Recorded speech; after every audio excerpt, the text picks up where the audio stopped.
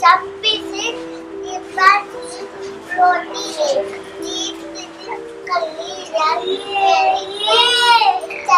In 2015, Mohammad Nazir, a 44-year-old sweet seller from Agra, petitioned the President of India. He was requesting permission for 6 of his 8 children to be euthanized. By the age of 2, the children were afflicted by a crippling neurological disease that resulted in seizures, limited movement, muscular dystrophy, and impaired growth. Doctors couldn't diagnose the condition, and Nazir was desperate to end their suffering. The family's plight caught the attention of KV Shamsuddin, who studies rare diseases as part of a project called Guardian at the CSIR's Institute of Genomics and Integrative Biology.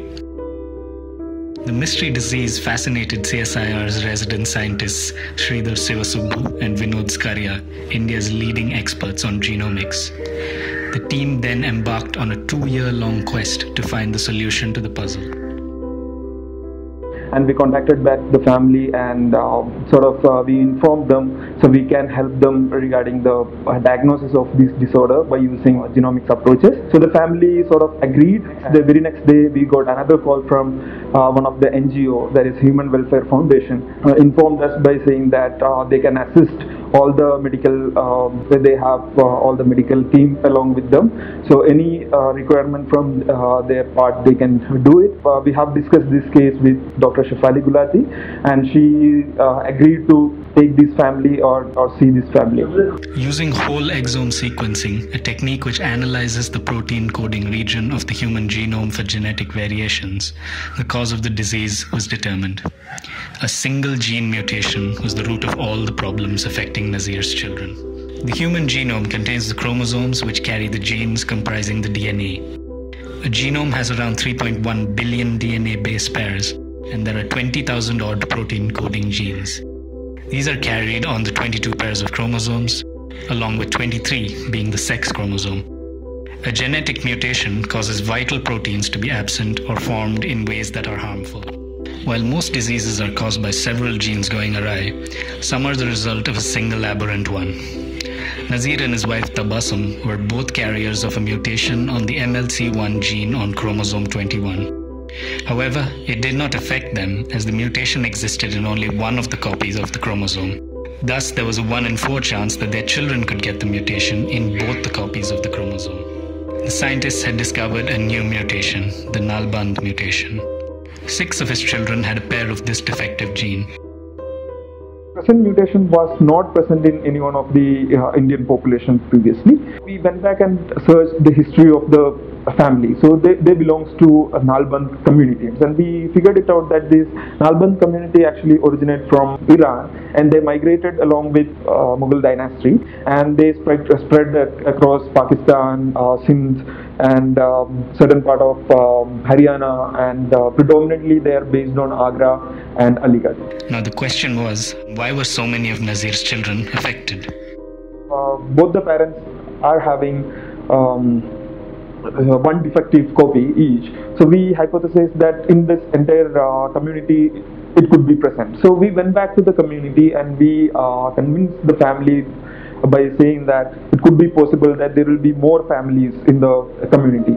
Over 2 years, Shamsuddin visited Agra with Human Welfare Foundation workers and knocked on several doors in Nazir's neighborhood. After giving crash courses in genetics, he would ask residents for blood samples. Once we got these samples, and we reconstructed the family pedigree, and we found that all these affected members are closely related. Nazir and Tabassum are cousins. Endogamy, or marrying within the community, is a practice across various parts of India. 82 members of the community who live within half a kilometer of Nazir's family have the mutation. So far, the team has found that nearly 28% of the community carries the defective gene. Social and cultural practices might be difficult to change, but the team at Guardian has now made it easy to identify the Nalband mutation. So the Guardian was a discovery phase. So we discovered a new mutation. There's a second program within IGIB which started a year ago, which is called the GOMED. Okay? It is called Genomics for Enabling Medical Decisions. Okay. So where the single tests are ready. We transfer the single test to them. Okay. Now this community is on an average about 5,000 members. And for now going back and doing the 82 families, it is just maybe a 500 rupees to 1,000 rupee test per individual. So you're not spending a lakh rupee Anymore.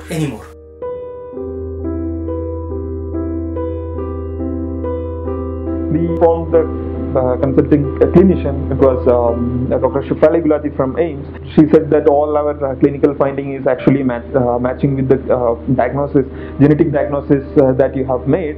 Then straight away we are going to start prophylactic drugs. So once they started this drug, after almost 2.5 months, the father called me back by saying that you have a happy news, where the youngest child Aban started going to school, and next month again he called me by saying that one more child started going to school. At present, there is no cure for MLC1, but there are a lot of researches going around for this disorder around the globe. So there are many groups working on this particular disorder. So in future we can expect. There was a time when this family wanted, the patriarch in this family wanted 6 of his children to be euthanized. But those days are gone. His children are not going to be free from this disease, but the genomic knowledge has gone in some way to ensuring that he might probably instruct his children better, or he might have some influence in dictating the way the family will manage their future better.